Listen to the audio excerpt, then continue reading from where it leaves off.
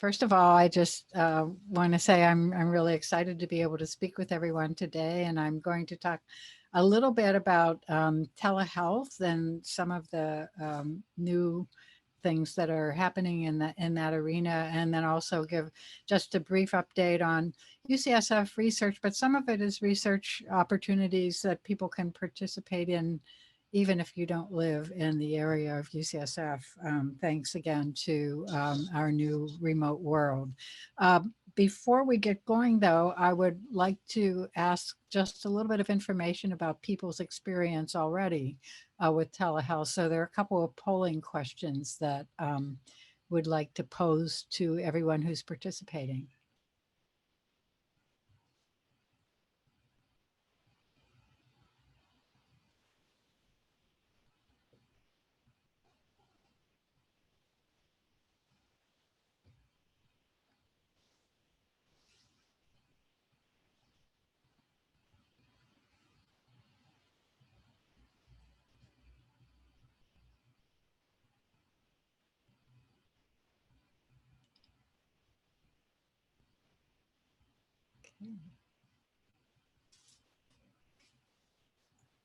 Dr. Tanner, are you able to see the results? Yes, I can. It looks like we have an audience of experts, so be able to get a lot of feedback. I think there are two more questions, right? So it looks like 69% said yes, they've received healthcare by telemedicine.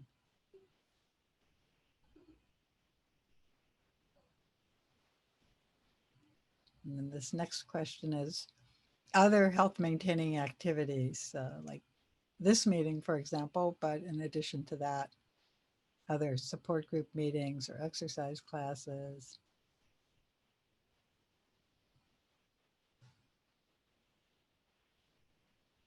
Great.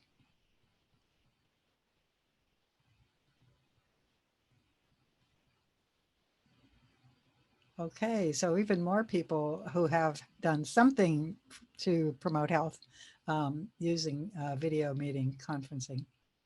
And then one last question.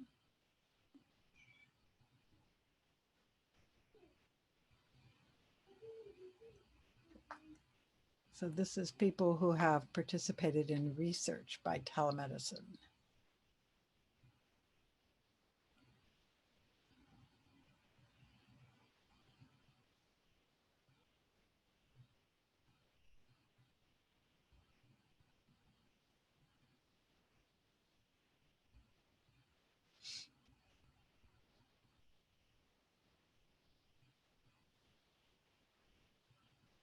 Okay, so an expanding opportunity, 19%. So still many people have not, but I think a considerable portion who have already participated in research by telemedicine. So that's really very interesting.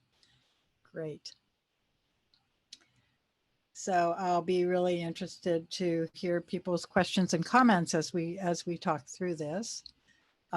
So just to move forward with what my presentation, these are my disclosures. None of them really relate to the topic today. And I'm going to talk a little bit about telemedicine history, just to get some context for that. And then of course, the big effect of the pandemic. And then focus a little bit more on telemedicine and research, in particular, some collaborative studies that we're launching with the Parkinson Foundation. And then talk also about other research opportunities, just once over lightly, for people who might be interested in participating in other research that's currently enrolling at UCSF. So it was back in 1992 at the University of Kansas that several Parkinson's experts launched interactive video conferencing to give care to people with Parkinson's who lived in Kansas, far away from the medical center, and had difficulty getting in to get specialty care during the harsh winters. And so they had a system of outlying clinics. They set up a telemed system in their clinics. It was really costly. It cost more than $100,000 for each setup. But they found that it worked pretty well. and correlated with the in-person assessments when people were able to come in. So that was sort of the launch of telemedicine, but it was costly and challenging. You had to be in a special setting that really could provide that. The VA was an early adopter. So any of the people who are listening who are part of the VA, telemedicine in VA clinics has been going on for a really long time. And this is a study that looked at the experience in the VA Puget Sound in their Parkinson's specialty clinic. And they found that of 100 follow-up visits, 99 of them found something that they could take care of by a remote telemed visit that would have not been able to be cared for otherwise. So it was certainly good for people's well-being. It also was convenient, so that more than 100,000 kilometers travel were saved.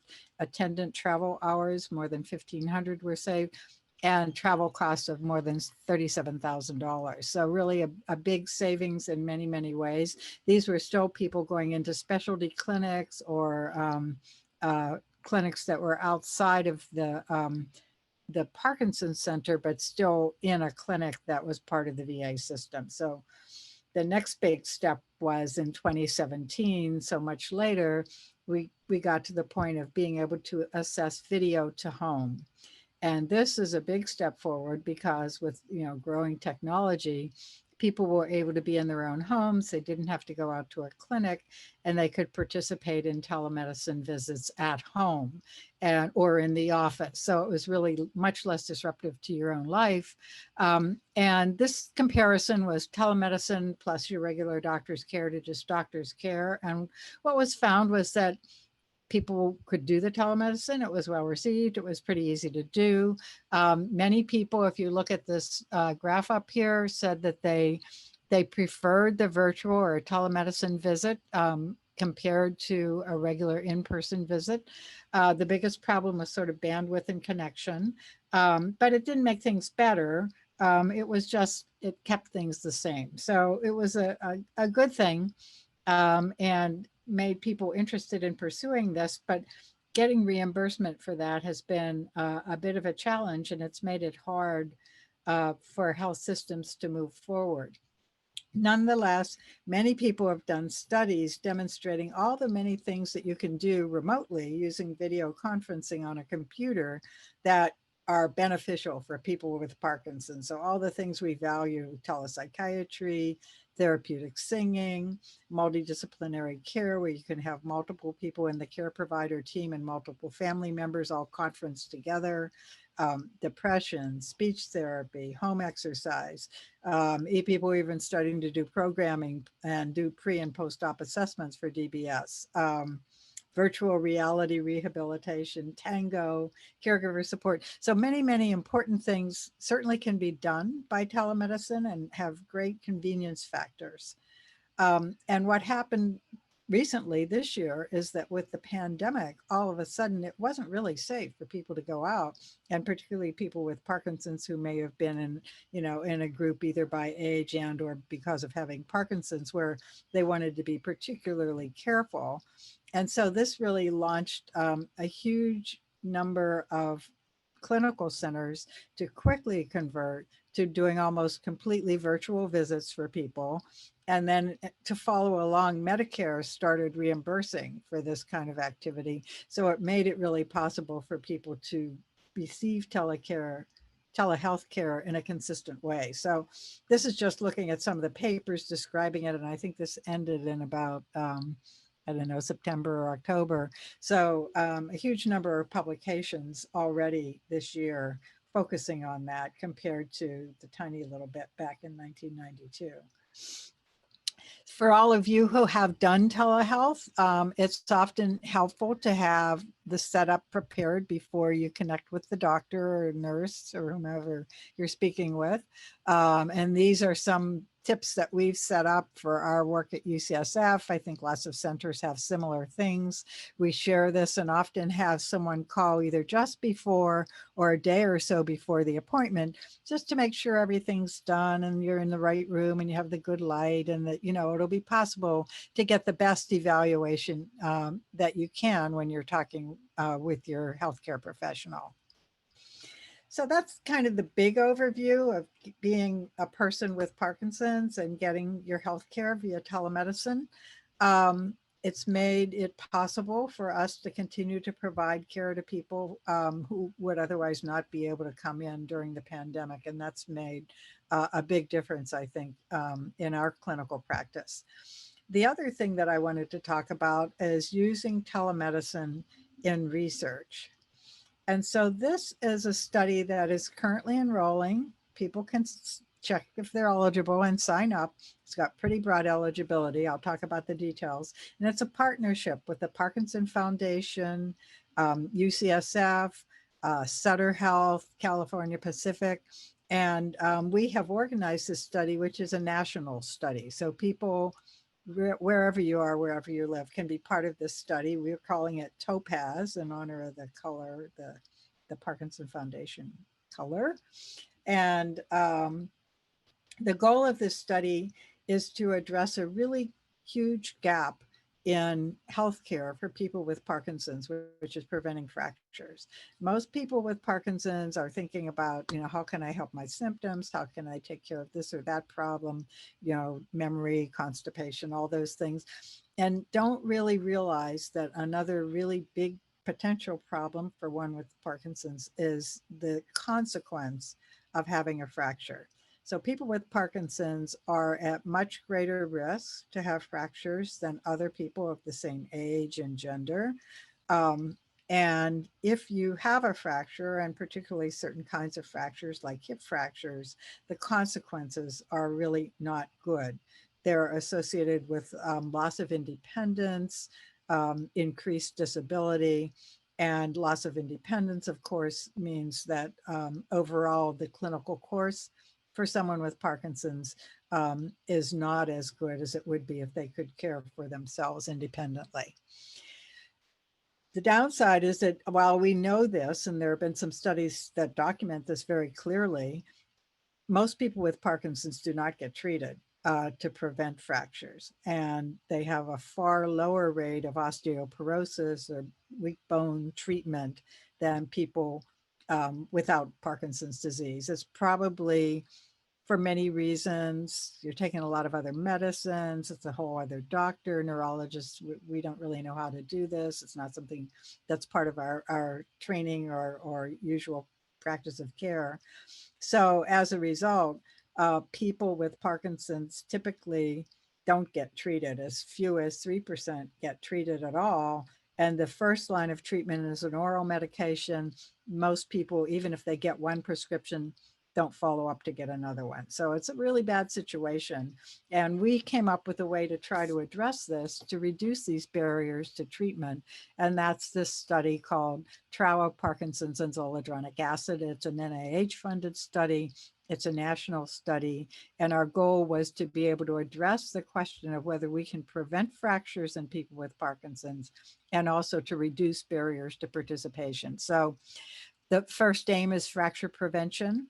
The second aim is to reduce risk of total mortality. And that's interesting because in several of the studies looking at just general population, mortality, so death, has been decreased in the people who got zoledronic acid. It was independent of the fracture effect. So it was something else is going on here. So we're interested to see if that pans out in our Parkinson's study as well. And of course, that'd be great.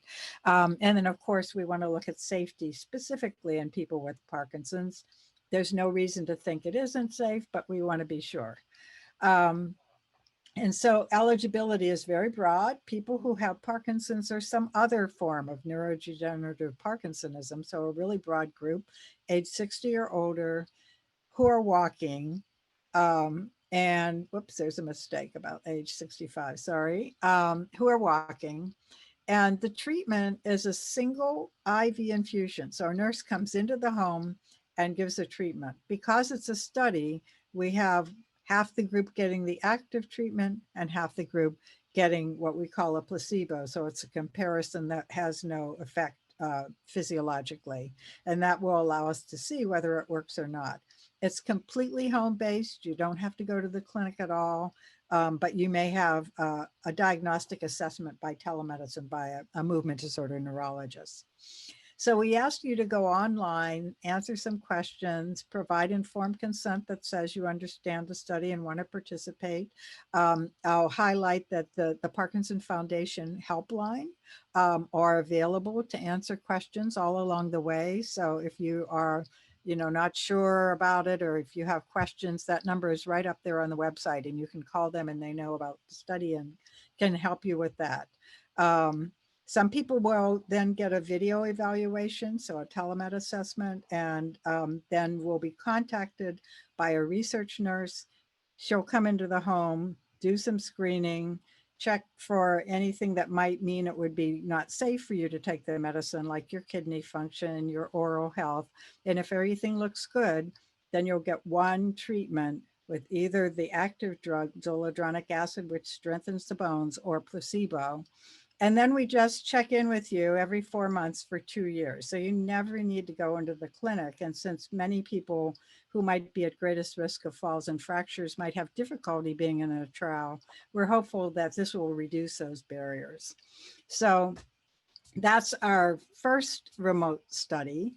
Our second remote study takes a different approach, and this is for people with more advanced disease who have wearing off, who are taking levodopa.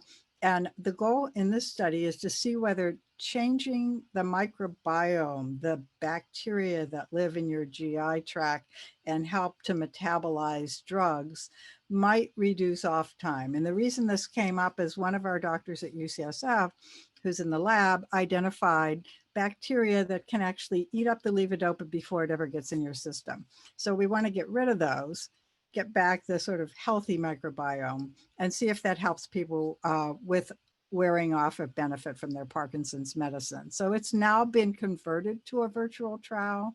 And again, people can participate from home, and I'll give you a contact number at the end. I'll just do real quick run-throughs of some clinic-based studies that we also have that are enrolling now. So one is a study called the Parkinson Progression Markers Initiative. This study's been going on for more than 10 years, but we're continuing to enroll a whole large group of people. We're continuing the original group and then adding people. And the goal here is to come up with biomarkers of Parkinson's progression, or markers that indicate someone is at risk for Parkinson's, to be able to do more effective drug development for treatments to prevent Parkinson's. There will be an online component. I went too fast. There'll be an online component coming up next year, and there's an in-clinic component right now. This is an in-clinic exercise study. We're hoping to maybe be able to have a home component, but it's not set up yet. And this is comparing high intensity to moderate intensity exercise. So this is another NIH funded study. It's a multi-center trial around the US. And we know exercise helps. This is trying to come up with what helps the most. So people can participate in this. It's enrolling now.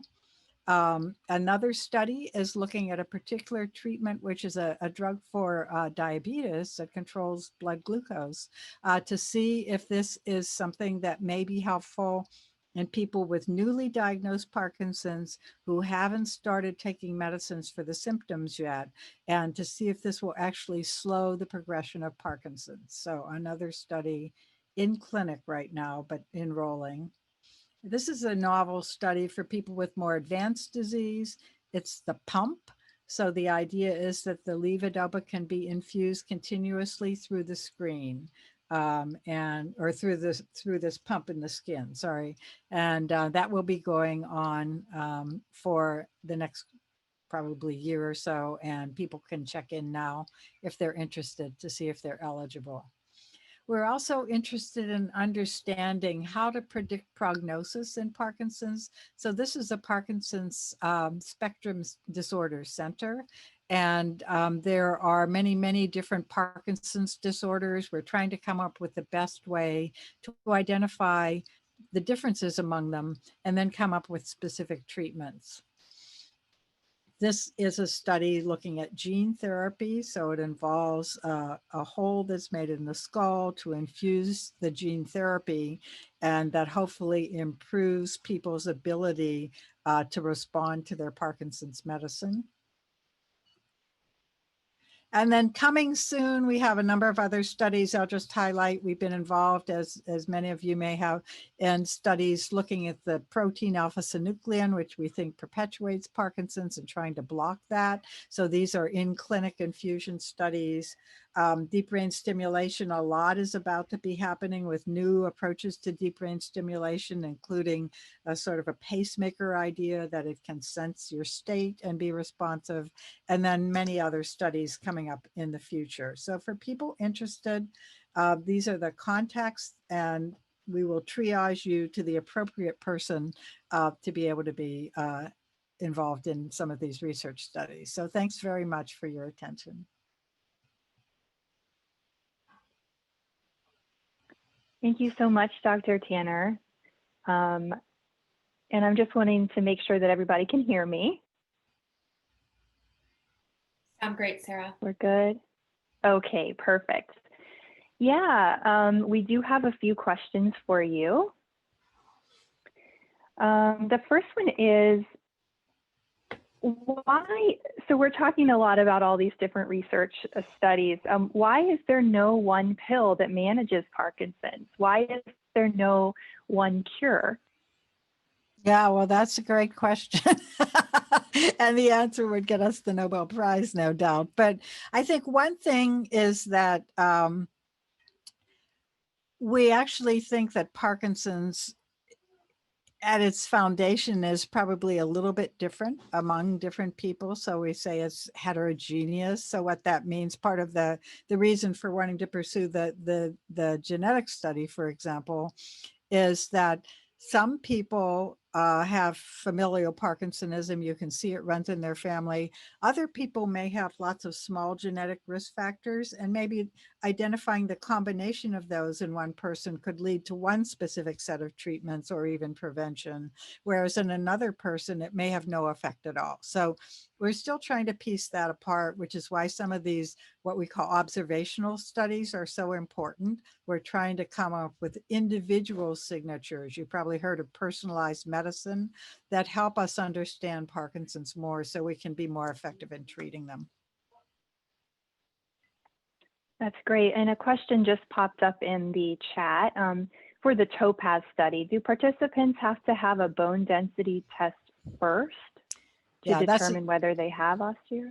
That's a terrific question. And the answer is no. Our idea in this study is to reduce barriers and to take a really pragmatic approach to treatment. And because this is a safe treatment and has the potential to have, you know, amazing, we think, therapeutic benefit in fracture prevention, the whole idea is that you don't need to have a bone density study first, which is typically a barrier for many people in getting treated.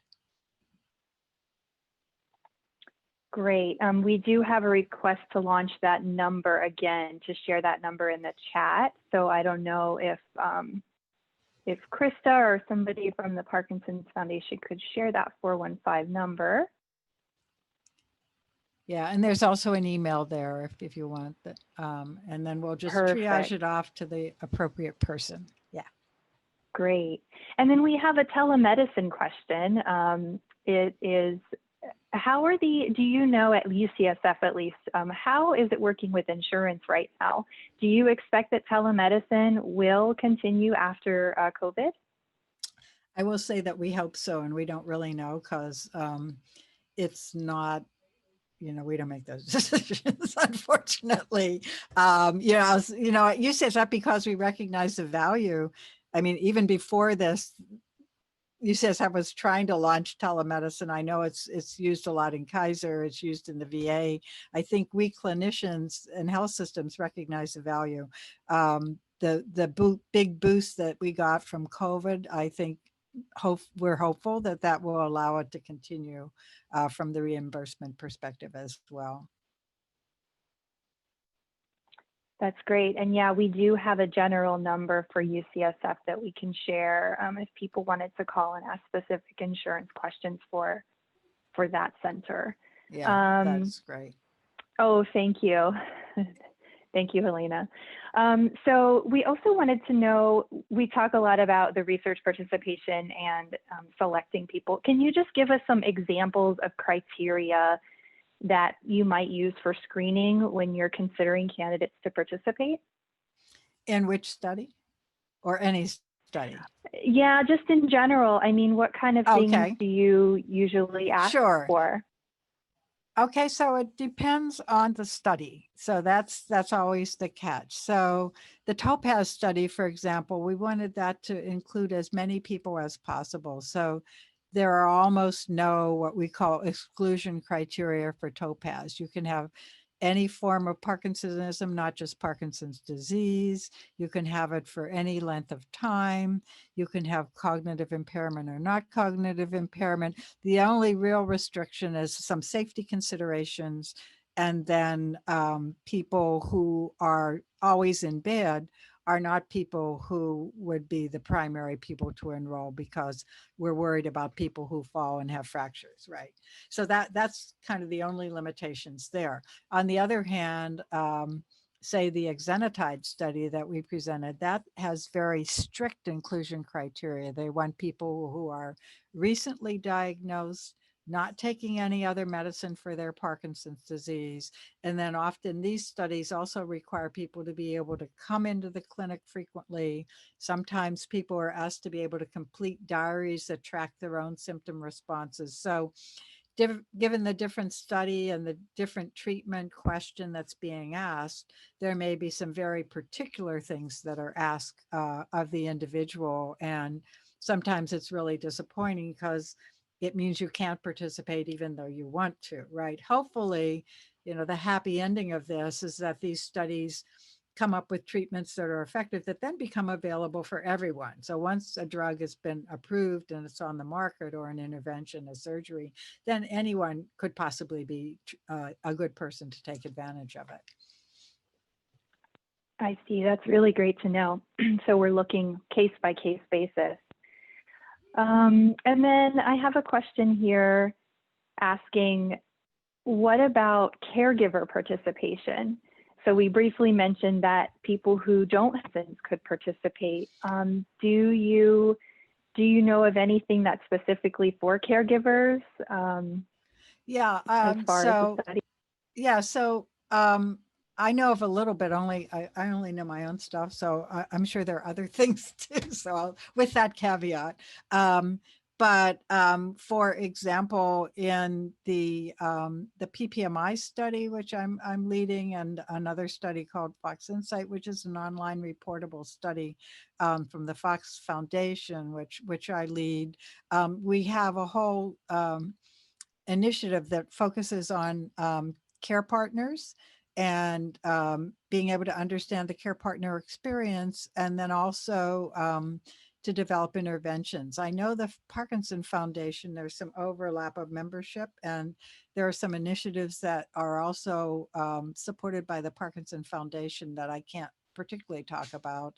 And then I'll just say also in our efforts to understand people at risk for Parkinson's, one of the things that we're interested in is knowing whether people have certain symptoms or changes in their behavior that might indicate a risk factor for Parkinson's. For example, there's a sleeping problem called rapid eye movement sleep behavior disorder, where people act out their dreams.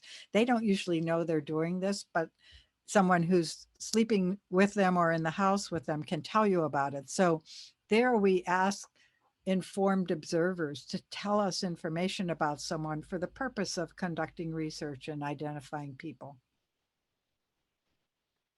That's great. And then we have one last question for you. If you asked a question in the chat, we will hold it. Dr. Tanner has graciously agreed to stay the whole program, that until the end.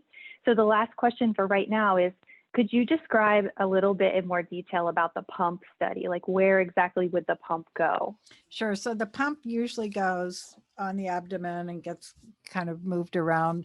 Right now, this is a really early investigation of this. So there's still a lot to be understood. It's at a more of a beginning phase of the research. So the whole question is, how easy is it for people to use this? And of course, does it help smooth out the ups and downs that people have in their Parkinson's disease. It's pretty intense, so people need to be able to come into the clinic pretty regularly, every couple of weeks initially, to be able to get checked and, first get their dose set up in the right way so that that dose can be checked in the pump. That's great. Thank you so much. So we are going to hold, again, the rest of those questions. Thank you, Dr. Tanner, so much for the end of the program. So stay tuned. Right now, I know we've been sitting for a while. So what we're going to do is take a quick break. We're going to start again with Dr. Sedrak at 11. We're going to do some exercise. So I hope everybody joins us. I want to introduce Melissa Tafoya. Melissa is an activist and an advocate for people with Parkinson's to improve life. She's the owner and head trainer of the Rocksteady Boxing affiliate in Sacramento, and she's been working and training in the coaching space for nearly a decade. So with that, we're going to go ahead and spotlight Melissa and have her take it away. Morning, everyone. I hope you're ready to move with me. I'd like to teach you a few things that my champs and I do to warm up before every class. Let's start in a nice seated position, but at the edge of your seat, okay? We're going to start with our feet together. We're going to sit up nice and tall. Nice proud chest, and we're going to start with some breathing and some Tai Chi. This Tai Chi movement is called 8 pieces of brocade. So let's start with a deep breath in, reaching up to the sky, exhaling out. Another deep breath in and out. One more time, in and out. Let's take one leg up and out. Let's clasp our hands together. Deep breath in, reaching up tall. Exhaling out. Clasping our hands again. Deep breath in. And out. And one more time. Deep breath in. And out. Let's bring that leg back up and down. Deep breath in. Exhaling out. We're going to take the other leg up and out. And we're going to sweep our arms across and lean to one side with a bow and arrow. Open. Sweep to the other side. Bow and arrow. Open. Sweep. Bow and arrow. And one more time. Open. Sweep. Bow and arrow. Let's bring that leg back in and down. Deep breath in. Exhaling out. We're going to keep our feet together and bring our hands up halfway, palms down. Let's separate our palms, ceiling to floor. Deep breath in and out, and in and out. One more time, in and out. Slowly lowering. Let's take one leg up and out. This time our hands are on our waist. We're going to rock from our heels to our tiptoes, and we're going to look over one shoulder and then the other, breathing deeply in and out, and in and out, and one more time, in and out. Let's bring that leg back up and down. Deep breath in, exhaling out.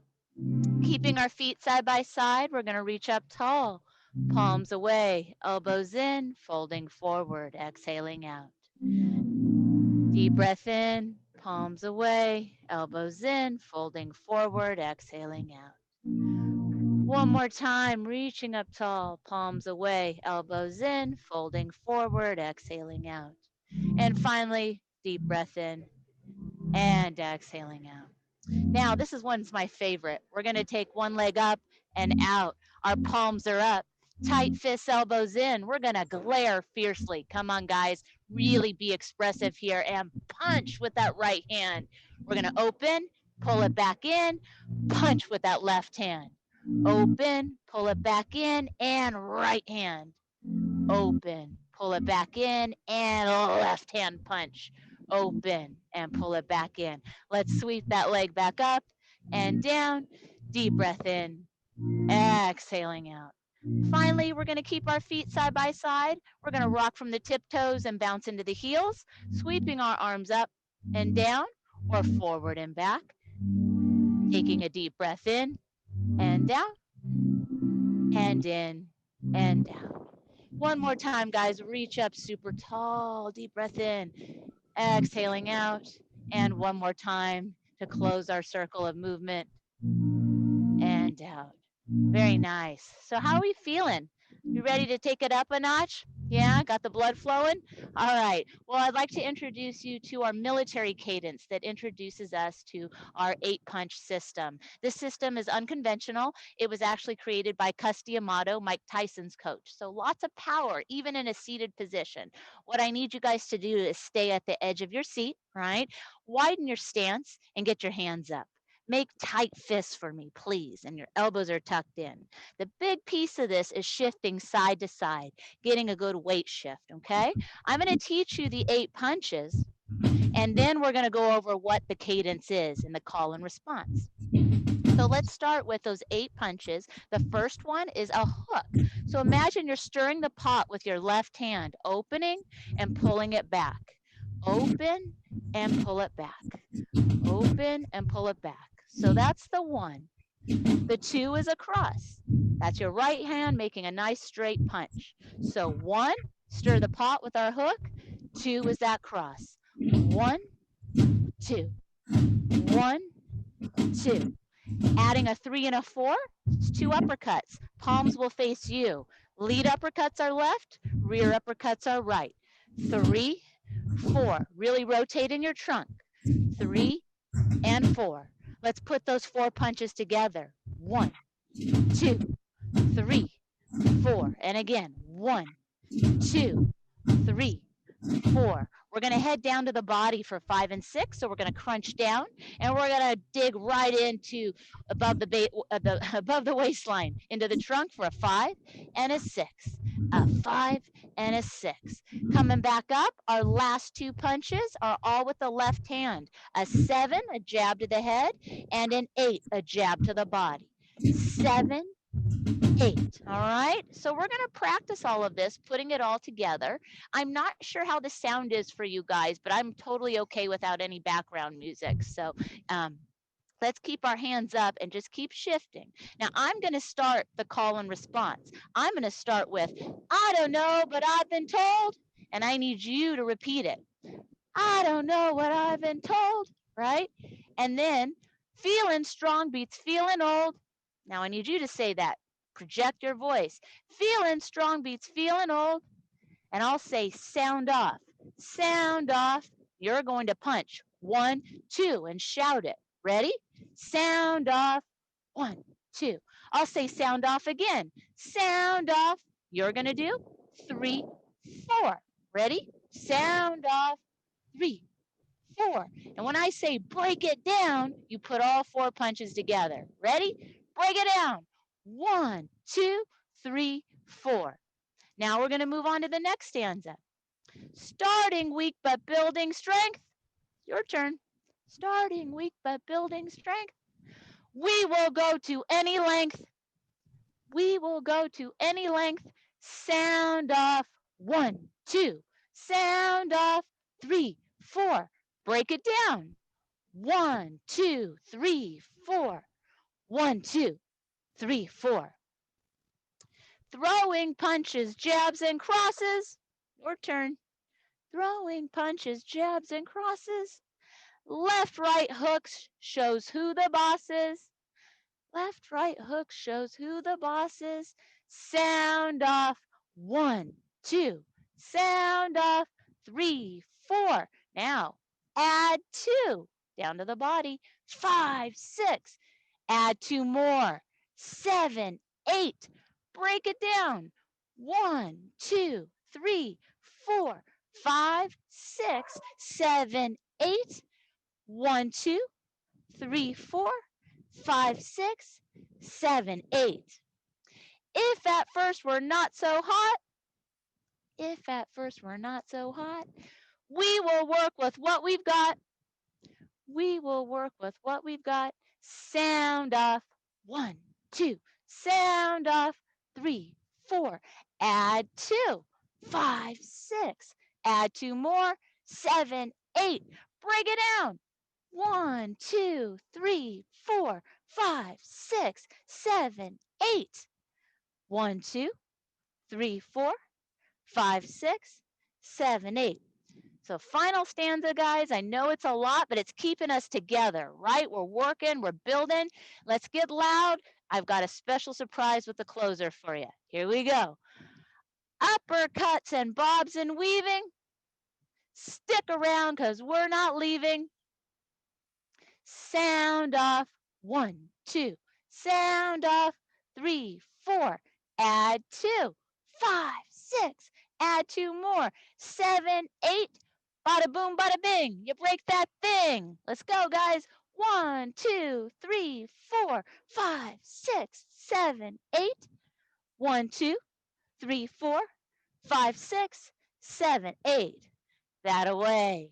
So welcome to part of our fight family and what we do to warm up, to get loud, to get ready. I have to give credit to my fighter, the Tiny Terror, for writing that beautiful cadence. Thank you guys for moving with me today. So thank you again, Melissa. Next up is Dr. Sedrak. Dr. Sedrak is a neurosurgeon, which is the subspecialty in neurosurgery involving treatments to restore quality of life. He received his medical degree at the University of California, Los Angeles, where he also attended surgical internship and neurosurgical training. In addition to his extra subspecialty training in functional and stereotactic neurosurgery, he completed radiosurgery training. So his research interests include brain imaging, tumor identification, aneurysm analysis, radiosurgery, and various spine studies. So with that, I will go ahead and hand it to Dr. Sedrak. Well, thank you very much, and thank you for the opportunity to be a part of this. This has really been a wonderful session, and hopefully this will give a bit of an overview on the topic of deep brain stimulation, in addition to why it's important to be precise in deep brain stimulation surgery. So without further ado, I'm going to jump in here. What is deep brain stimulation? Deep brain stimulation is an invasive neurosurgical procedure where we implant electrodes within structures of the brain. There's obviously a multitude of structures within the brain, and depending on the disease, we may target a different region of the brain. And also within a certain disease, such as Parkinson's, we may choose one target over another. DBS is used in movement disorders such as Parkinson's disease, as we're talking about today, essential tremor, dystonia, Tourette's disorder. There have been lots of studies such as those used to treat psychiatric diseases as obsessive compulsive disorder, even major depression, epilepsy. In all of these treatments, precision appears to be a critical piece in DBS. As one might imagine, as we're putting electrodes within the brain, we want to know where we are and how we're going to affect those regions of the brain. And it's very similar to NASA launching a space probe. If they're launching a space probe and they're trying to reach Jupiter, they would want to try to target that area as precisely as possible. And similarly, we have the same problem in DBS. We can't see that structure. That structure is far away from the surface of the scalp, and we need to be able to visualize where we are within that region of the brain. DBS is also referred to as the brain pacemaker, as many of you may have heard. This is an illustration showing DBS electrodes within an area of the brain that we commonly target called the subthalamic nucleus. Now, if you look carefully at this picture, the green structure is the subthalamic nucleus. And that structure, as one can see, is about the size of a pea. It's very small. The size as measured in various studies is about 6 millimeters in one direction, about 4 millimeters in the other, and 5 up down. And so the volume is fairly small. And on top of that, the electrodes that we're inserting are quite small. In fact, the diameter of the electrode is about 1.3 millimeters. And so targeting this area, of course, being deep within the region of the brain is very important. It's difficult to do, and we try to do it as precisely as possible. The effects of DBS are local. Realistically, we actually don't know how DBS actually works. And I'm going to just take 1 second before we get into this particular slide and go back into the history of DBS. Many years ago, patients who had Parkinson's disease or various tremor conditions, we were treating them with a procedure called a thalamotomy. During the early 90s, it was discovered during the thalamotomy procedure by a professor in France named Benabid that he used high frequency stimulation just before doing the ablation procedure, where he inserted an electrode and he tried to see what would happen, and that he was targeting the correct area of the brain. And what he found was that by using some form of stimulation in that region of the brain, he was able to arrest the tremor. And that really led to the discovery of deep brain stimulation. And back at that time, we were doing irreversible lesions within the structures of the brain. But here in DBS, the lesion is reversible.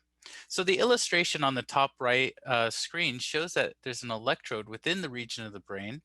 And when that bottom electrode is turned on, there's an area of influence that is in that red region. Now, that area of influence only occurs when we produce electricity through the device.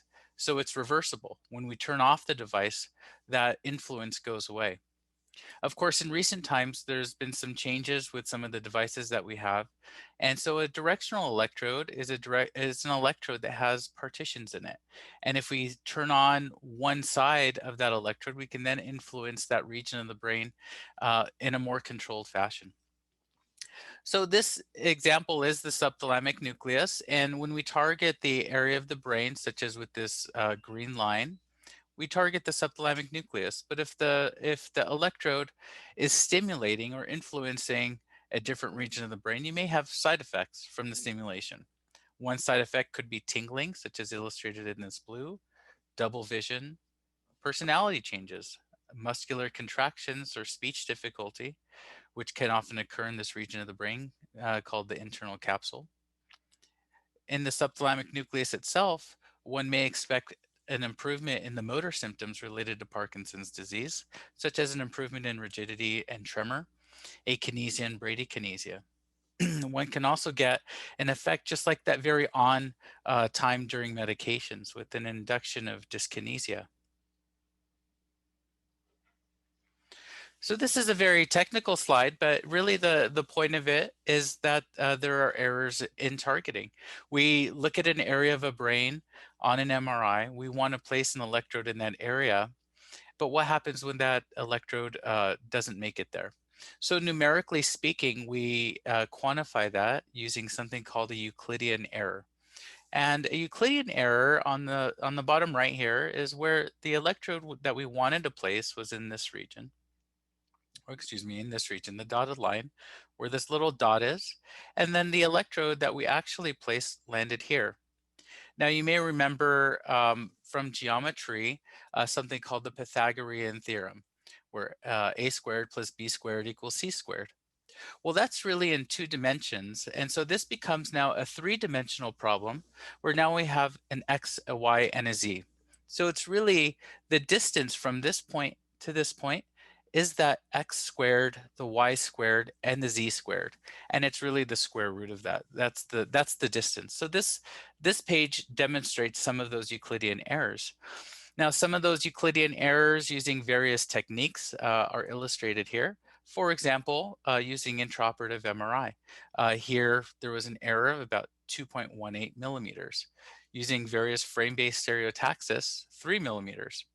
Now, this graph shows that in many particular instances, there were errors that were very high, and I would call them unacceptable errors here, about 4.5 millimeters, 5 millimeters, all the way up to 8 or so millimeters. So those are great gross errors in targeting. And it's the very thing that we obviously want to try to avoid. In publications overall, the error rate in terms of this Euclidean distance, which is really this Pythagorean kind of distance, really ranges from a little bit less than a millimeter to about 4.8 millimeters. The question is why? How can one obtain better information in the operating room that can lead to a better position of these electrodes? This is another table demonstrating an accumulation of many publications and meta-analysis looking at lots of different error rates. And I really highlighted this column here, which is the Euclidean error.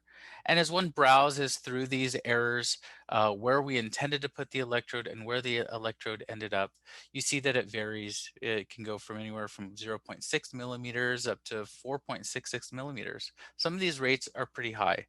And so we know that we can do better. We can launch a space probe and we can intersect Jupiter.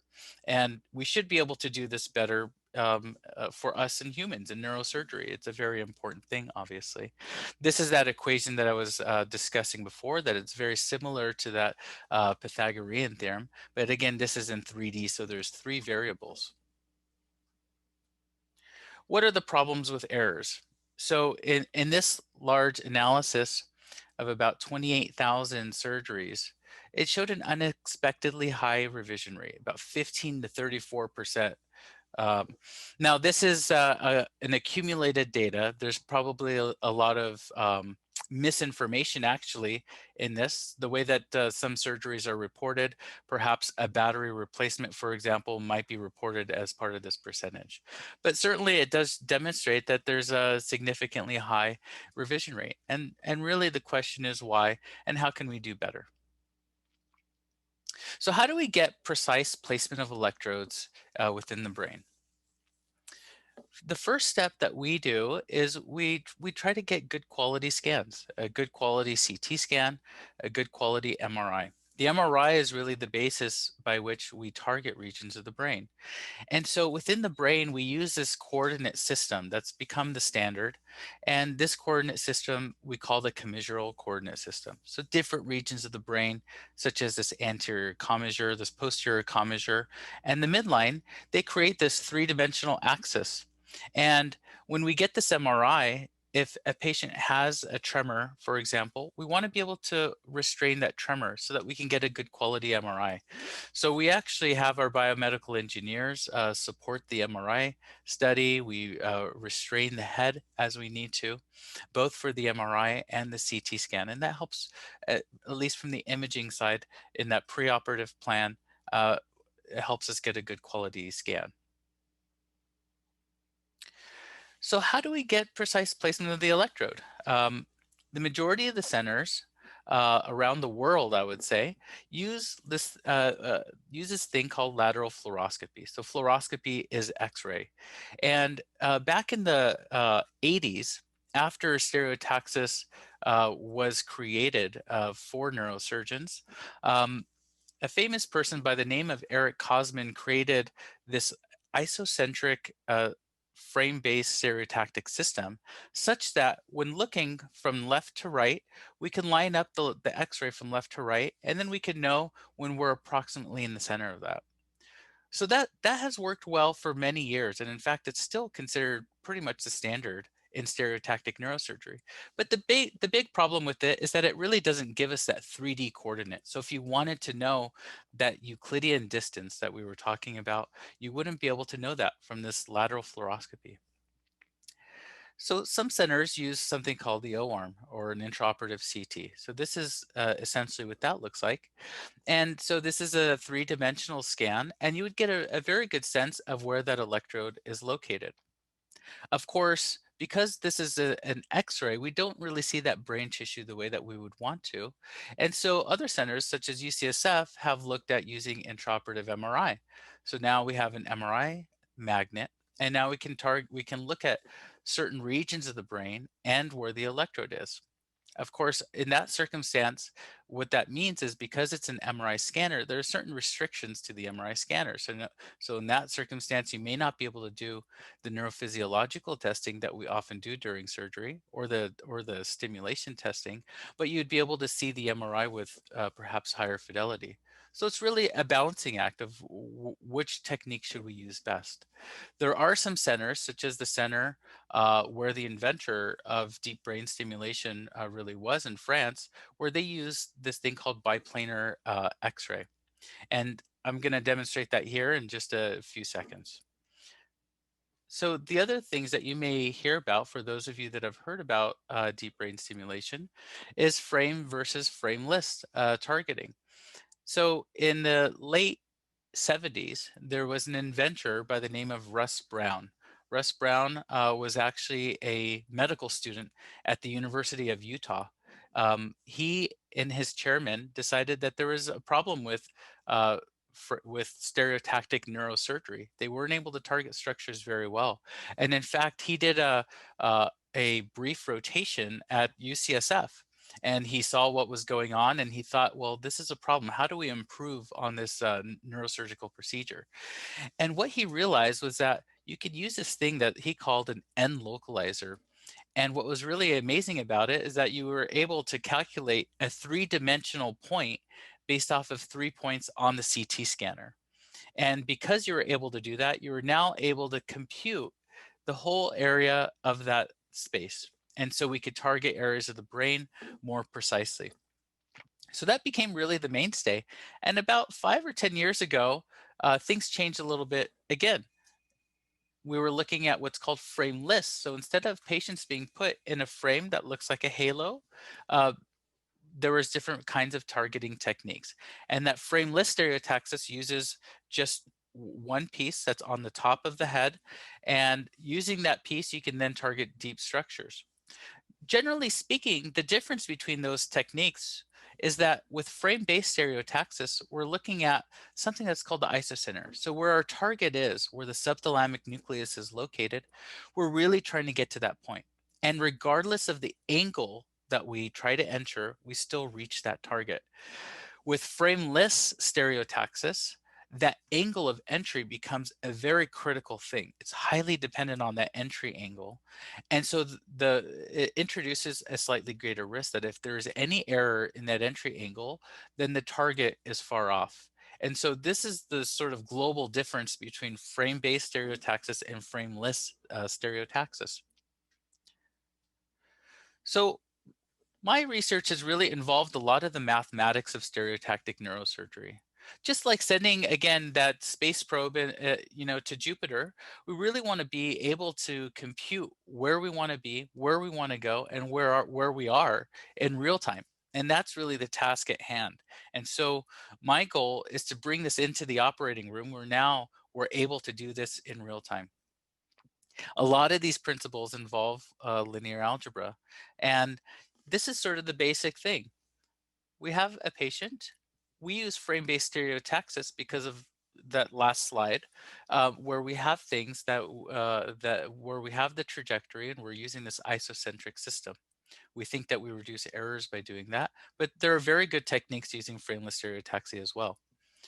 What essentially happens is that we have a coordinate system within the brain, that AC, PC, the midline, and then we have a coordinate system related to the frame. We have a coordinate system related to where we're operating as well. All of those coordinate systems we need to be able to translate in real time. Biplanar X-ray, again, was something that was used originally by Professor Benabid. And we were fortunate because my predecessor, Dr. Gary Height, had actually done work with Professor Benabid in France. And when he came back, he worked at Stanford for a short period of time, and then he was with us here at Kaiser. And so we kind of inherited this technique of using biplanar X-ray. And really what that is that we have two X-ray sources. We have one in the front and we have one on the side. And we could target things very well. We do a special alignment right before surgery, and we know that everything is lined up very well. Now, during the surgery, we also do things where we We use fiducials, we use references within the brain itself or outside of the brain itself on the frame, and we're able to mathematically compute where these points are and then where we want to be within the brain. So in real time with simple X-ray, we can then be able to do this computation where we know where we are, we know where we want to be, and now we can actually compute that location of where we want to go if we need to make any modification.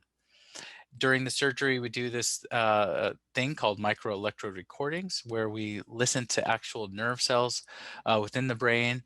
So obviously this isn't to scale, but believe it or not, these electrodes can listen to single cells or small groups of cells within the brain. And this helps us identify the structure of interest. So during the course of that mapping, we may find that the area of the brain is where all these spikes, we call them, where we turn the actual spike channel, the electrical change within the brain, into an auditory change, and we could also see it visually. I was going to point out here that another useful technique is to take all of this information and to map it onto the picture of the electrode, so that when we're doing programming, whether it be locally or via telehealth, we can perhaps target that area where we found the physiologic map to be best. Now, during surgery, this is now sort of like a bird's eye view, the surgeon's eye view, looking from the top down. We may, for example, initially want to target where this green area is. One might assume that we made it to that target, but in fact, what we've found is that we often don't make it to that target. And the electrode, instead of being in that green area, landed where the X is, and it's outside of the subthalamic nucleus. Now, we may not know exactly which direction to go, and in some centers, they may do multiple microelectrode recording tracks where we insert the electrode, we're listening for the target, and so you may target this other area, and the electrode may end up there, and here to there. And then you may target here, and you may find that the electrode ended up there, but you actually have great recordings. And then when we insert the final electrode, we find that the electrode landed right where this red X is. And that's sort of the probably the most important point, is that we want to know in real time where we are, where we want to be, and how do we get there. And this really gives us that opportunity to calculate it in real time. Now, this is sort of a blown up view where we show the electrode location. The small red dot on the right image is where we want it to go. And this is where the electrode was. And you can see that this is less than the diameter of the electrode. And that electrode is about 1.3 millimeters. So this is 0.6 millimeters. And so obviously, if you look at that, that's a very small distance away. And then we can go back to the MRI and see, is that within the target? Is that where we want it to go? Or do we need to make any adjustments? When we use this technique, believe it or not, we drop the error rate. And again, this is using simple X-ray. We drop that error rate as computed by the post-operative imaging. So we get a CT scan after surgery, and that error rate is very small, less than a millimeter, about 0.7 to 0.9. And we actually have done electrode migration studies looking at when we place the electrode, does it move after surgery? And we actually find that it does move. So that error is probably even less than this in real time. Now, there's really a new frontier in neurosurgery and DBS. One is what Dr. Tanner earlier alluded to, and that's something that's called closed loop DBS. UCSF has been very active in research for closed loop DBS of note, and really what that means is that we'll hopefully in the near future be using neurophysiology, so we'll be using those electrical changes within the brain to be able to better target when to stimulate. And so when we see the pattern of the brain activate that we want to stimulate, we then stimulate it and we can see that area of the brain become suppressed. And so some of that initial intraoperative mapping might occur during the initial surgery. Some of that mapping may occur using things that are like wearables, and some of it may occur within the device itself in the near future, or from mapping other areas within the brain. And so a lot of this is actually an evolution. There's a lot of active research, and there are probably some new changes that are about to occur within the field. Something that's also happened in the last 2 to 3 years is the ability for us to use these directional electrodes. And what does that mean? So for the last 20 or so years, DBS utilized these cylindrical electrodes. So we had this blue contact, which was one metallic cylinder, followed by another, followed by another, followed by another. There was different spacing between them, but really these are cylindrical electrodes. We can activate them. We can induce a positive charge or a negative charge within the electrode. But we couldn't really control the left-right. We can only control the up-down. And so there's different techniques that can be used within this, such as the frequency, the pulse width, and the output. And so that gives us a lot of flexibility, hundreds of thousands of different kinds of programs that are available. Well, now things get a little bit more complex. We have electrodes that have partitions within them. So instead of having a cylinder at this particular stage, for example, we have a direction. And so we could turn just this one channel on while leaving the other ones off. And that gives us the ability now to go left, right, or up, down. There are other possible electrodes that may come out in the future, such as this one, which was an invention from Europe. It's not yet on the market, but there are some challenges. The smaller we make the contacts, the higher the probability of this charge density problem. And so there becomes a little bit of a limitation in doing that unless there's extra computerized methods of dealing with that. And so these directional electrodes really have become a very important tool for us as neurosurgeons to really help our neurologist program. In our group, there was a lot of reticence initially in using these because, as you can imagine, you go from hundreds of thousands of programs to now millions of different kinds of options. But it turns out that you can still use those initial programming methods, but then you have an enhanced ability to use some of these more advanced directional electrodes, and it gives more flexibility, which improves therapy. Now, some other options that have become available include the ability to actually stimulate different regions of the brain with percentiles. And we call that multiple independent current control, MICC. And many of the devices now are going to have the ability to do MICC. And that really means that we can add a percentage. We can add a percentage of negative charge here and a percentage of negative charge there. So rather than it being 100% here and 100% there, we can now modify that just slightly. All these things have really come into play in recent times, and we're actually in a very good place. And obviously, the Parkinson's Foundation are great supporters for this endeavor, as well as many of our industry sponsors. And so this has really become a great advantage that I think patients have nowadays in terms of the treatment when you're eligible for DBS.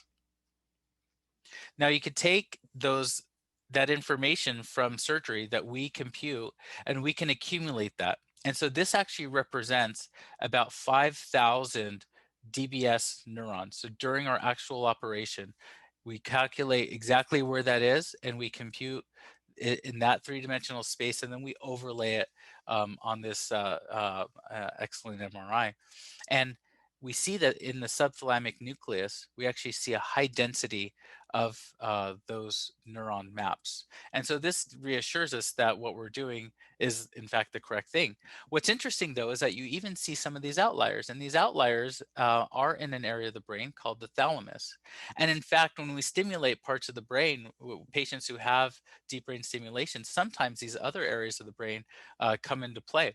And it turns out that as we understand this in more detail, it's not always the subthalamic nucleus that's resulting in the best therapeutic effect. Of course, we can then take that map, we can overlay it with a directional electrode, and we can give it to our partners, the neurologists, who could do programming. And it's very likely that we'll be able to do this even remotely in the future. So we'll be able to take this map and quickly get to the best therapy in a short order of time. And so this again reiterates that where we have the target, we have an electrode, we know where the target should be, we know where it is. And so we could then either use what's called omnidirectional stimulation here, where we're inside the subthalamic nucleus, the red, the blue, and the green are all turned on, or we can stimulate in a different direction. if we want to get better tremor control, for example. So we do this all, we have this custom stuff that we have, and this is actually made free and available to everybody in the world. In conclusion, DBS surgery involves precise placement of electrodes within regions of the brain. This is, again, to reiterate, to treat the motor symptoms of Parkinson's disease. Not everybody is eligible for it, and you should really speak to your movement disorder neurologist if you're eligible. Simple X-ray techniques combined with more sophisticated mathematics allows any center in the world to perform high precision surgery. And this obviously becomes very important as the number of surgeries really grow around the world. We reached about a level of 100,000 patients receiving DBS probably about 3 to 4 years ago, and now we're way beyond that. And as you can imagine, not every center has access to all of these more sophisticated tools, such as intraoperative CT or intraoperative MRI, but almost every center in the world has access to X-ray, and so these tools could be used with X-ray. That really allows us to bring all of this information into the operating room. It allows an effective double check. It compiles lots of information, and it'll help us really understand what the best therapy location might be as we go to treat different problems, perhaps related to Parkinson's disease in the future, experimentally, such as freezing of gait. It might give us more fidelity in understanding that in greater detail. These data can then be used for patient programming and in combination with neurophysiology, and other scientific understanding, and that'll really help us grow our understanding and depth within the field. And new advances within DBS are likely to offer more effective treatment with reduced side effects. Of course, this is our usual setup in the operating room. Surgeon, the biomedical engineer, and we have a physician assistant. This improves the state of art within functional neurosurgery. Of course, we have a very much a hands-on deck team approach, and I would like to thank our movement disorder group. I would also really like to thank the Parkinson's Foundation for inviting me to speak, and I'll turn it back over here to Sarah. Thank you all very much. Hey, thank you so much, Dr. Sedrak. That was really great. I did want to just take a minute and if you could go back to that conclusion slide, if you don't mind. So thank you so much. So yeah, I think for a lot of us on the call, you know, as people with Parkinson's and caregivers, you know, our understanding of deep brain stimulation as a treatment for motor symptoms is that there's a battery pack, right? And then there's the leads that go into the brain, and that lead sends an electrical signal that disrupt the movement. Is that correct? Is that a good? Yeah, it's interesting. Synopsis there. That's a good synopsis. Yeah, it's called deep brain stimulation, but it's almost like deep brain inhibition in some sense. But we place those electrodes within structures of the brain. There's a battery pack that's in the chest, which is connected to those electrodes within the brain. And then we turn on that device just like a pacemaker would be turned on for the heart, but here for the brain. And then that interrupts the signal within the brain, which improves the symptoms. Great. Yeah, I just wanted to be sure we were all on the same page. The research that you're doing is amazing, and I just want to recap and make sure that I'm recapping it correctly.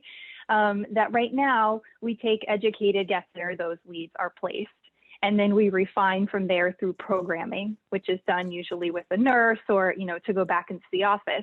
And your research really proactively allows us to place those electrodes maybe in a more precise location to begin with, and then before the surgery, and then also during the surgery, so that we're lowering side effects, we're getting better results.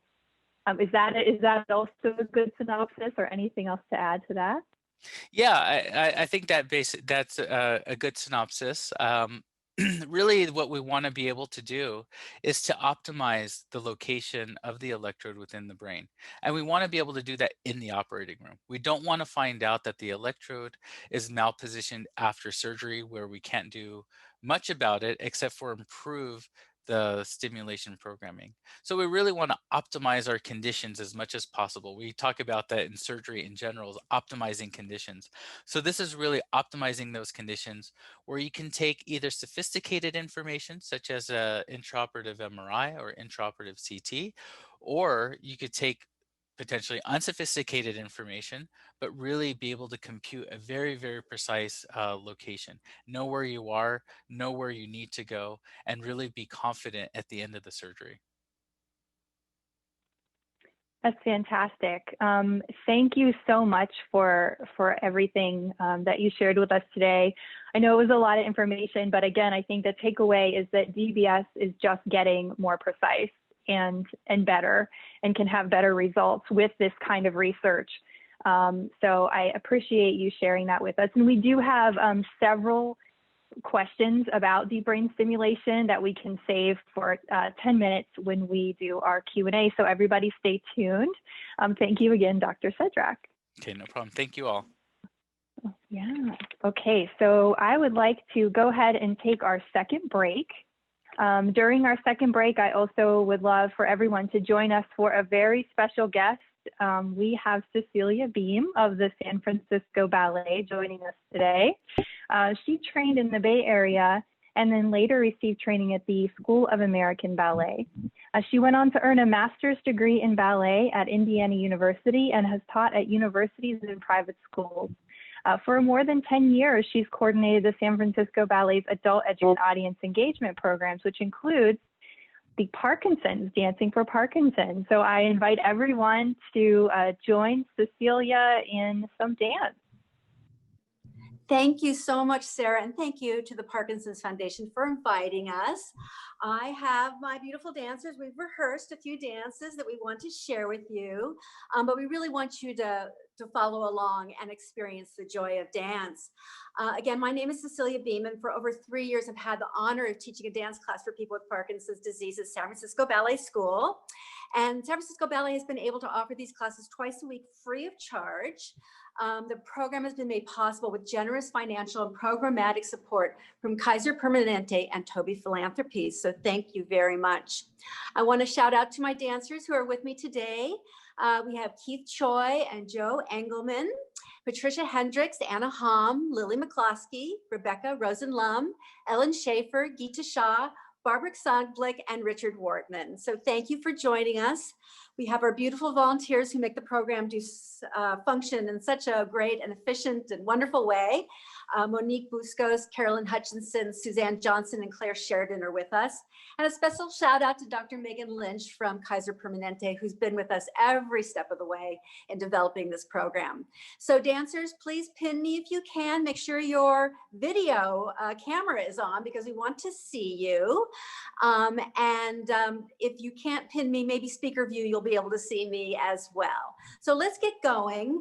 The class is really a dance class. And so I want to make sure everybody knows that it's not anything more than just an artistic experience, and everybody can dance, and people with Parkinson's disease should dance because we all know that it's really important for them to keep moving. So we're going to start with our sun salutation. Really just follow along. It's how we get prepared for our class. And I'm going to have Sarah push number 1, please. Sit up tall.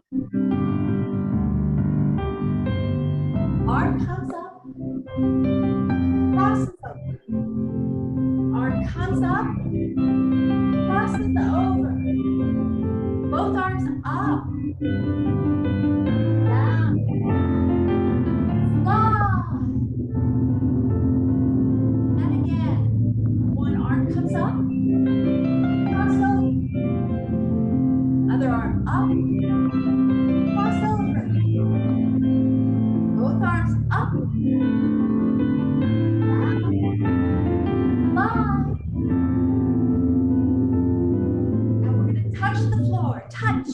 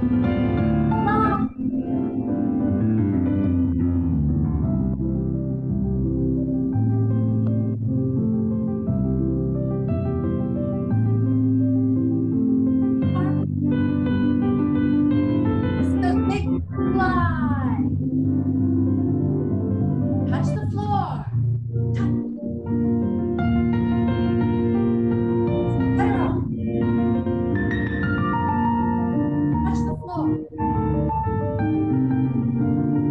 Let her off. Ballet mind.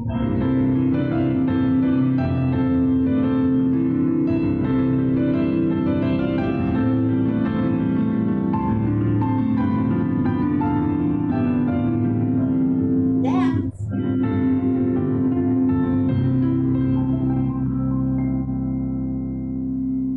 Okay, so that's our little warm up. And when you come to class, now that we're on Zoom, the silver lining is that people from all over can join us. You don't have to come down to the Civic Center. Someday we hope to go back to the studio, because in the studio we find that we can really create community in an easier way, but we're trying to create community over Zoom now as well. Okay, dancers, we're going to skip our tendus. We're going to go right to the Eric Satie piece and follow along. The reason why we do this kind of movement, adagio, which we would call in a ballet class, is because adagio movement is slow and sustained. And from what I've learned is that it's that kind of big sustained movement is what's helpful to people with Parkinson's. So Jamie Narushin is going to play the Satie piece. He recorded these for us.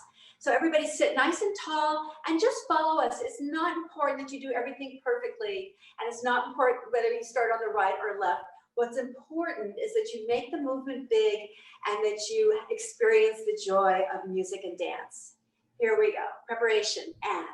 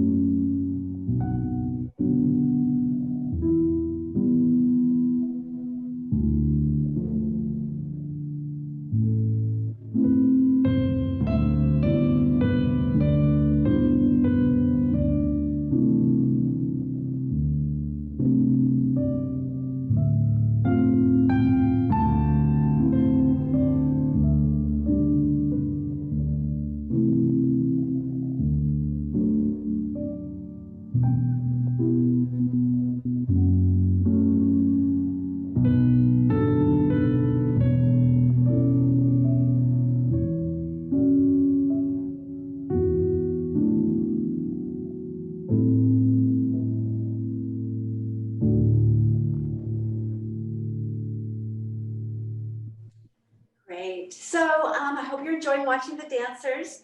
Watch me a little bit, but really watch the dancers who joined me today. These are all people with Parkinson's, along with our volunteers and Dr. Lynch. And I hope it inspires you to come to class. We're going to end with a nutcracker variation. What's ballet without doing a little nutcracker variation? It's the Russian dance from the second act of the Nutcracker. So, okay, dancers, get ready for your energetic dance. Preparation.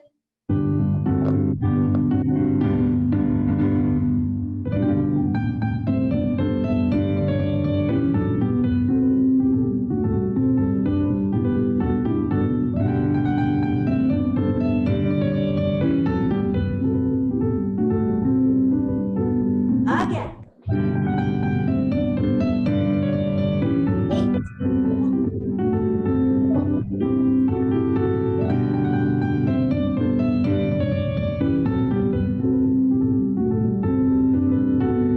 Up here.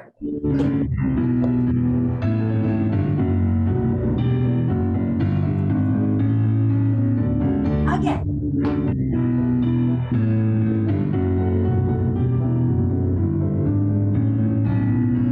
Full strides. Full stride. Quick, quick. 1, 2, 3, 4.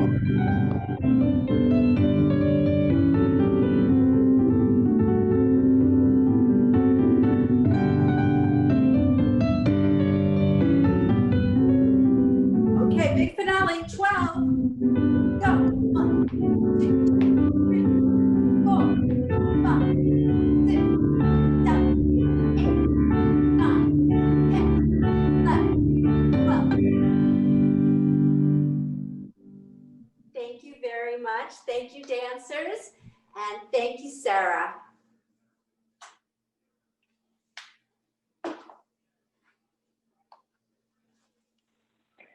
Thank you so much for that. That was a lot of fun. That's wonderful.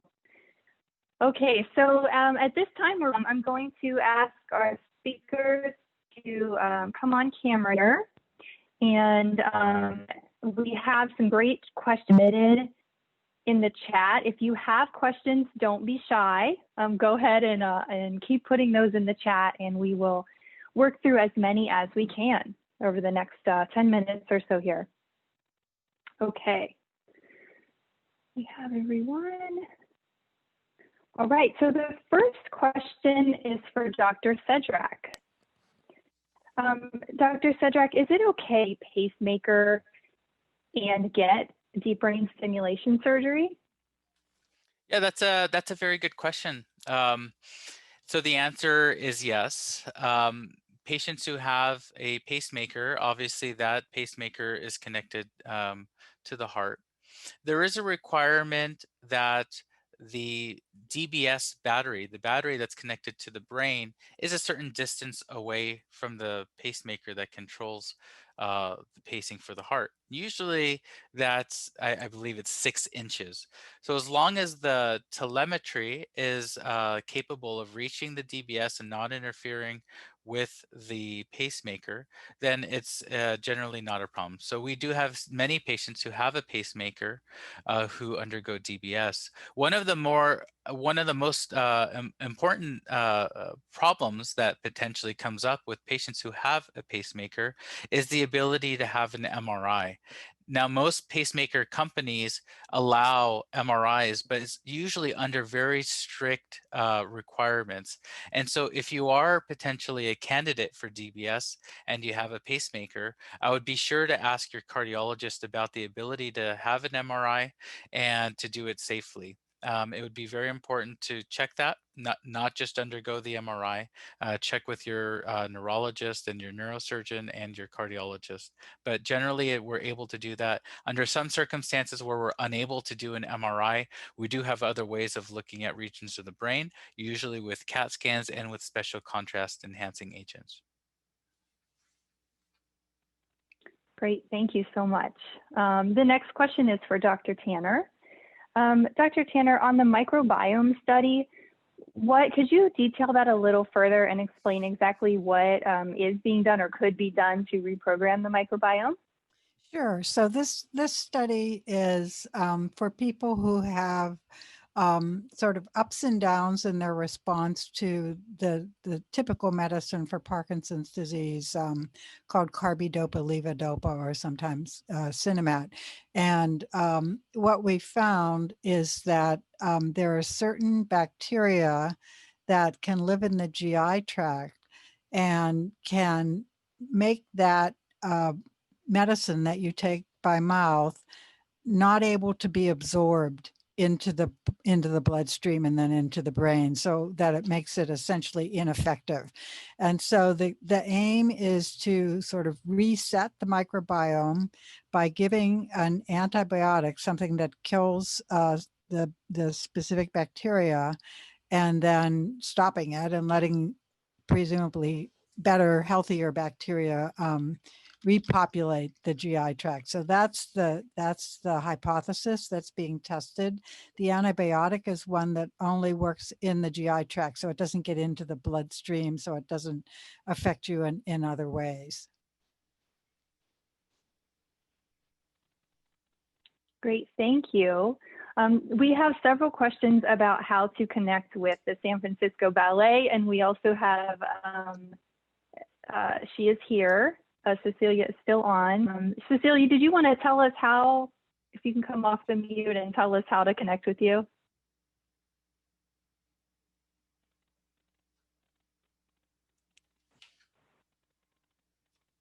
Oh. Okay, here I am. Yes. There we go. Sorry. So yes, I think in the materials that Sarah has shared with you in the chat, there's a flyer with my email and phone number. It's a very simple process. It's all on Zoom now. And my prediction, my crystal ball says we're probably going to be on Zoom for quite a while. So the problem of not being close to San Francisco isn't a problem anymore. So just contact me. It's a very easy process. And you could even start class this afternoon. So I hope to see you in class. That's great. And then the same question for Melissa. We see that some people like the Tai Chi. Melissa, are you still on? There she is. And if you Hi. could come off the mute and tell us how to connect with you. Oh, the best way to reach me or any of the Rocksteady affiliates, we are international. So I think there's over 850 now worldwide, would be the organization itself, rocksteadyboxing.org. From there, at the top of the website, you'll see find a class, and you can find those that are closest to you. And like Cecilia, most of us are still strictly online or outdoors at the park. That's why I'm layered the way I am, because I was kind of demonstrating how we are doing class right now. You can find us through the Sacramento affiliate. So be happy to talk with anybody and help you find the right affiliate, be it me or somebody closer to you. But it's all about making that connection. So thank you. That's great. And you are certainly excellent at that. So we appreciate you being here. So the next question is a Parkinson's question for Dr. Tanner. So if somebody is not feeling strong, feeling well, is the best, sort of a general question, but is the best course of action to exercise or to rest? Yeah, so I think one thing that we know is that no matter sort of what point you're at in your Parkinson's, if you exercise, things get better. And the whole catch is sort of figuring out the best way to do that. So to be able to do it in a way that may be gradual. You know, a lot of people say, well, I'm going to exercise. So they jump up and try to do what they did when they were, 18.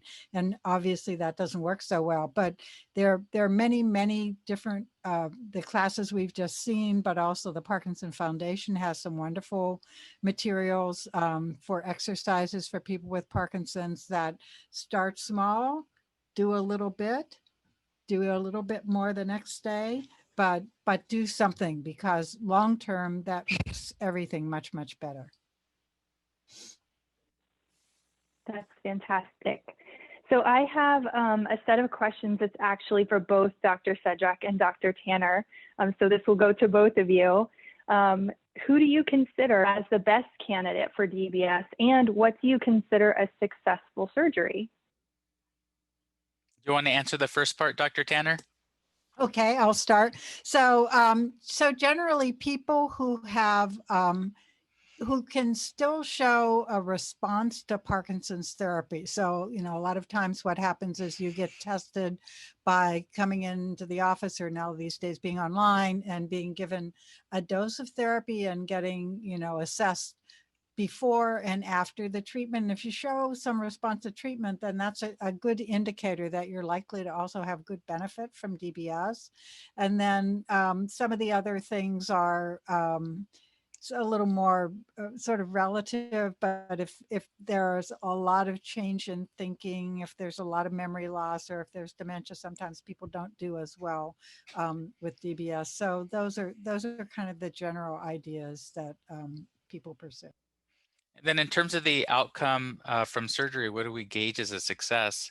I think that that's multifaceted. There's the immediate success from surgery, which is the ability to get a patient through the surgery successfully, to be able to do the mapping in surgery, and to get the electrode where we want it to be, to not have any complications, bleeding in the brain, a seizure, and to have the device connected and fully functional. And then obviously the bigger picture good outcome is really the long term. Once you have the device programmed and it's turned on, the therapeutic benefit that you would then have in the future, that therapeutic benefit doesn't come right after you have the DBS surgery. In fact, most patients who have DBS, the device is actually not turned on initially. Some days or weeks after the surgery, the device is turned on, but even then they don't reach their sort of best benefit. It can take 3 to 6 months or even longer before your best benefit is really reached with all the different programs that are available with your DBS. Yeah, and so then there's a follow-up question. What about people who already have DBS? Can they benefit? I mean, can systems be updated? Can they benefit from some of these new advances in research and some of these new technologies? So it's very likely that that would be the case. Of course, that's going to be subject to each individual company and what the advance exactly is. For example, the advance where we have the ability perhaps to sense the brain waves, the neurophysiology within the brain, when those devices are available, it's possible that we might just have to be able to replace the battery in the chest, for example. Some companies were able to do that. For other things like the output, the stimulation output, the MICC I was talking about, it's likely that all the companies will have that available in the near future. For the directional electrodes, if you don't have a directional electrode, it would be more of a challenge to undergo the actual DBS surgery all over again and replace that electrode. So we're not really thinking to do that. We're really hoping that the former two, the sensing and the MICC, will be sufficiently good. But obviously in the future, for patients that are prospective that might be coming, they may benefit from a directional electrode plus the other two, but it really depends on each individual patient, and it depends where the electrode is and how you're doing. That's great, thank you. And then Dr. Sedrak, another one for you. So the closed loop research, what's the latest on that? Is it in trials? When would it be available? That's a very good question. So as of recently, one of the companies received FDA approval for a sensing device. We actually have been doing some internal research on that, where patients who are undergoing a battery replacement, we want to assess what's the frequency of the sensing that we'll be able to use potentially in the future. It will be a point in time where we accumulate enough data and we know how to turn on the device and how best to do the closed loop stimulation. Dr. Tanner, Dr. Starr at UCSF, as well as the many doctors at Stanford and all across the world, are actively researching how best to utilize that information. So right now it's not active. There is an FDA approved device where we can do that sensing capability, but it's likely around the corner. That's great. Thank you for sharing that. Dr. Tanner, we had a question about the PD spectrum slide. Can you tell us a little bit more about the PD spectrum? Sure. So we use that term PD spectrum to refer to the many different kinds of what we call neurodegenerative syndromes that all include Parkinsonism. So Parkinsonism is slowness, stiffness, rigidity, tremor.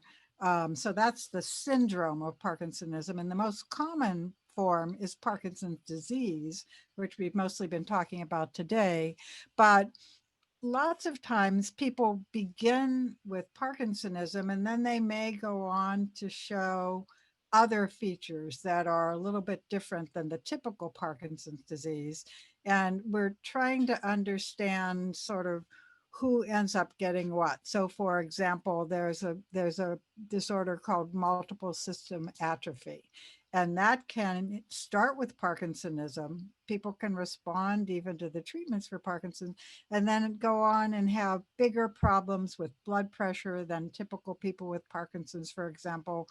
And the treatment for that disorder may be a little bit different. The kinds of care and the kinds of intervention should give. So we're trying to come up with ways to make those predictions early on, to easily distinguish among these different disorders, and therefore to be better able to target treatments or develop new therapies that could slow or stop progression even. And that's the goal. So that's a great note to close on there. So again, thank you everyone so much for joining us today. Thank you, Dr. Sedrak. Thank you, Dr. Tanner and Cecilia and Melissa. I know there were a lot of questions because research, always brings up a lot of those questions. Please reach out to our helpline or reach out to the emails that we shared in chat with those questions. We want you to contact us. We want you to ask, and we love, working with everyone. So with that, I am going to share this last little bit. Again, thank you to our sponsors and our speakers. Stay connected to us. We have this program itself listed on our YouTube site. We also have the Facebook page and we have our website. Keep in touch with us. We have a great helpline at 1-800-4PD-INFO and all sorts of great resources that you can order for free or download online. So again, thank you everyone for joining us. Stay in touch and stay safe.